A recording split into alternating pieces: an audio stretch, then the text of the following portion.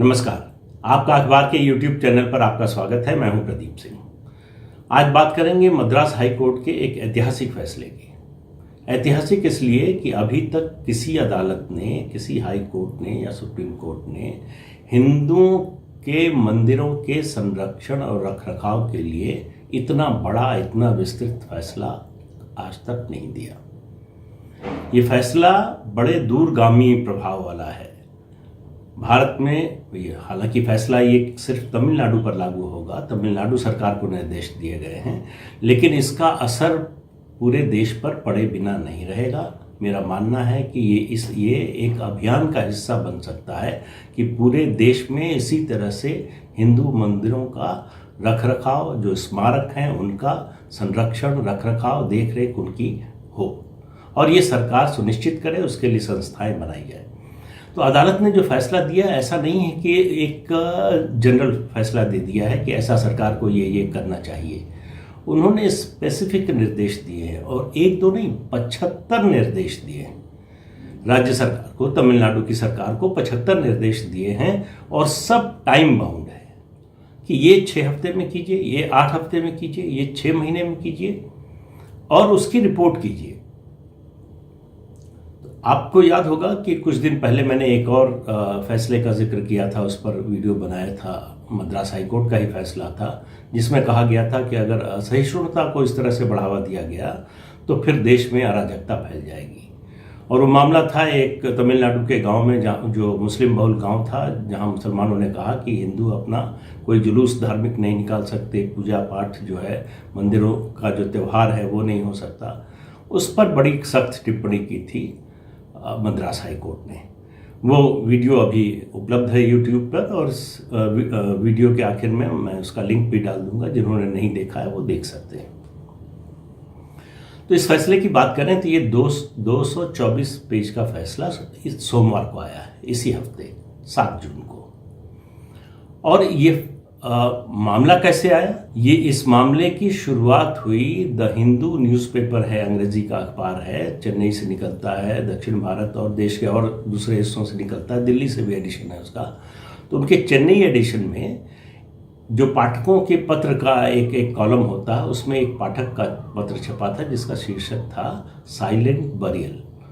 उसमें बताया गया था किस तरह से हिंदू मंदिर और स्मारक धीरे धीरे नष्ट हो रहे हैं, लापरवाही के कारण, कोई रखरखाव संरक्षण न होने के कारण वो खस्ता हाल होते जा रहे हैं। उस 2015 के पत्र का स्वतः संज्ञान लेते हुए हाई कोर्ट ने 2 जजों की पीठ ने उसे PIL में बदल दिया और उसकी सुनवाई शुरू की और उस पर फैसला दिया है।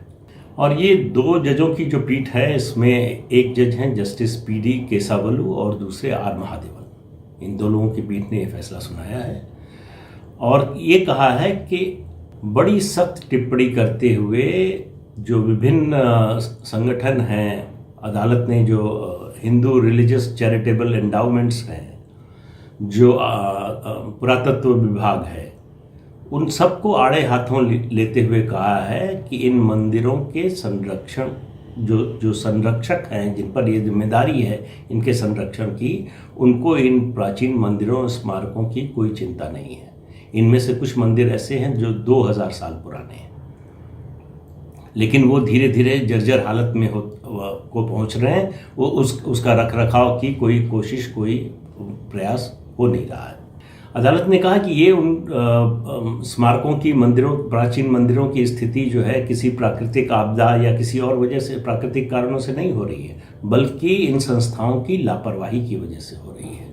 तो अदालत ने जो निर्देश दिए हैं, 75 निर्देश दिए हैं, 75 तो यहाँ बताना मुश्किल है, बहुत लंबा हो जाएगा, लेकिन उसमें से कुछ बताता हूँ मैं।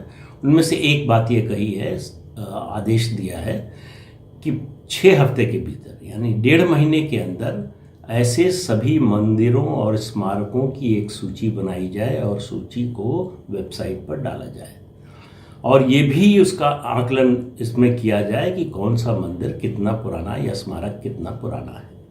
फिर दूसरा आदेश दिया, कहा 8 हफ्ते में इन मंदिरों की ज़मीन से, परिसर से, जो स्मारक हैं उनके परिसर में जो अवैध कब्जे हुए हैं उनसे मुक्त कराया जाए। वो ज़मीन मंदिर के ट्रस्ट को, मंदिर के प्रबंधन को लौटाई जाए। और इतना ही नहीं, जो अवैध निर्माण हुआ है उसको ध्वस्त किया जाए, और जिन लोगों ने अवैध निर्माण किया, अवैध कब्जा किया, उनसे जुर्माना वसूला जाए, उनकी सूची बनाई जाए।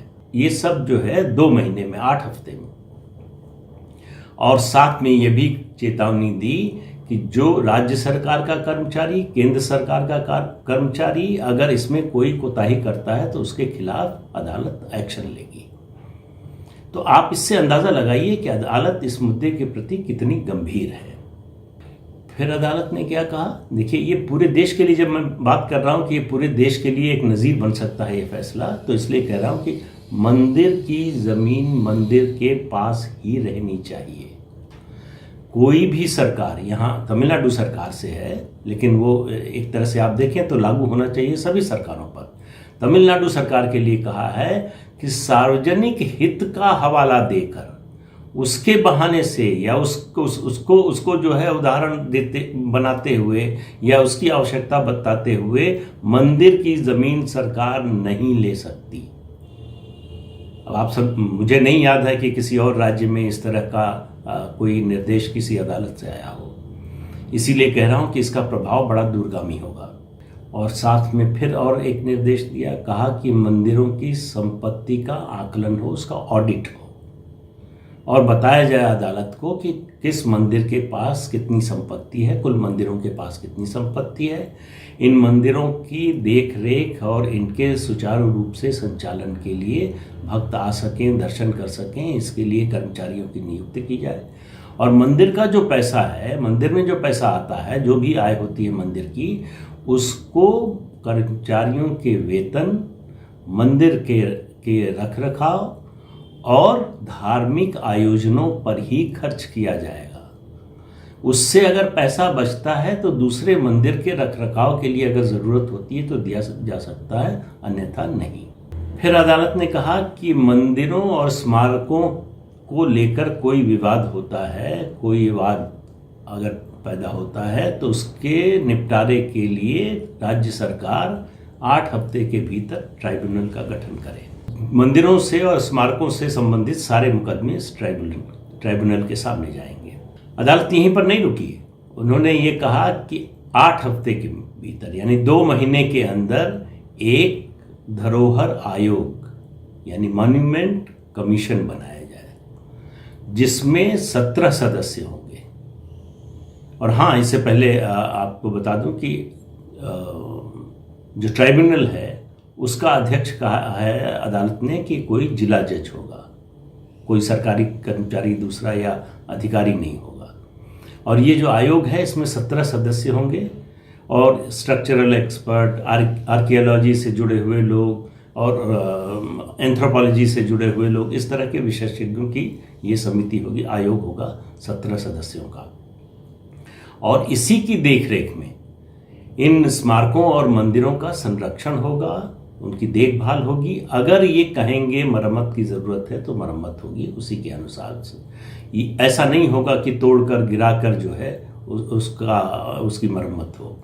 तो ये जो अदालत का आदेश आया है मद्रास हाई कोर्ट का, ये बड़े दूरगामी असर वाला है। मंदिरों की ज़मीन पर कब्जा होना, उस पर अवैध निर्माण होना। देखिए, भारत में कोई भी राज्य सरकार हो, केंद्र सरकार हो, वो मंदिरों की ज़मीन जब तक लेती रहती है सार्वजनिक हित के नाम पर, उस पर अवैध कब्जे होते रहते हैं, उस पर अवैध निर्माण होते रहते हैं, सरकारें कुछ नहीं करती।